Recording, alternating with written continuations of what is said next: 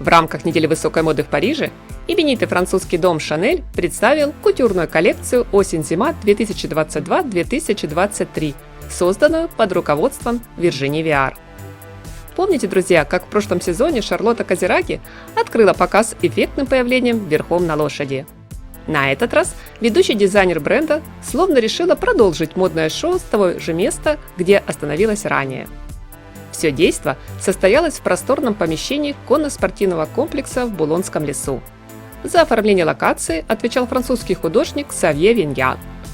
Прибывающие на показ гости проходили через ряд сооружений, геометрических скульптур, набора кинетических цветных блоков, ступая по белоснежному песчаному покрытию. Подобный пейзаж и декорации в духе арт-деко перекликались по характеру с частью модных образов кутюрной коллекции. Назад в 30-е. Так в двух словах можно озвучить тему новой линейки. Пусть и с современным молодежным взглядом на моду, а также уклоном в тенденции стиля вестерн и кодный спорт. Свою любовь к далеким ретро-30-м дизайнер отразила в деталях кроя, пропорциях, силуэтах. Длинные юбки ниже середины икры, достаточно свободно скроенные жакеты с квадратной спиной. Привлекают внимание макси-наряды из твида или сложно окрашенного кружева, облегающие, но с акцентом на плечи. Платье с воздушным плиссе, легким, словно танцующим при каждом шаге моделей. Как отметила в комментариях Виржини Виар, «Мне нравится, когда показ возвращает нас к тому, что мы уже сделали в Chanel. Мне нравятся эти резонансы». И здесь просто невозможно не сделать акцент на ткань. Обычно именитый дом моды ассоциируется с твидом, который великая мадемуазель, можно сказать, подарила женщинам, одолжив из мужского гардероба. При этом сделав плотный тяжелый твид более тонким, податливым и пластичным. Правда, сегодня на подиуме легендарную ткань уверенно потеснила шерсть букле, став абсолютным лидером в коллекции. Не менее прекрасно смотрятся расшитые бисером и пайетками фактуры с геометрическими узорами, вдохновением которым послужили конструктивизм и графика 70-х, что любил и не раз использовал в своих творениях Карл Лагерфельд.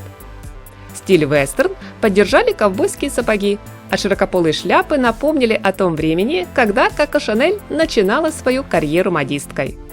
Виржини Виар также дополнила модные образы бантами, туфлями с черной замши с Т-образным ремешком, а пуговицы на одежде здесь выполнены как дорогие произведения искусства. Отдельно стоит отметить, что связующей нитью показа стал оммаж ювелирной коллекции, которую разработала сама Габриэль Шанель в 1932. Так что у зрителей появилась возможность увидеть на моделях уникальные украшения ценой в десятки миллионов евро.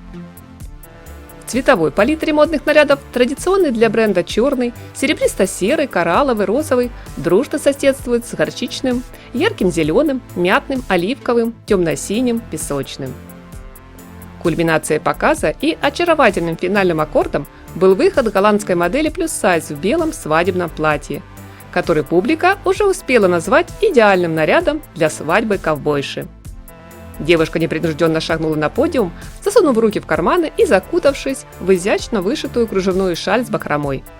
Так что, друзья, не переключайтесь и обязательно досмотрите видео до конца. Интересная, атмосферная, открытая и яркая получилась коллекция.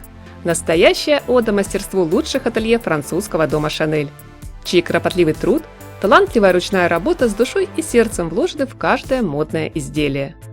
Ведущий дизайнер компании Виржини Виар утверждает, что сегодня высокая мода гораздо ближе, чем вы думали.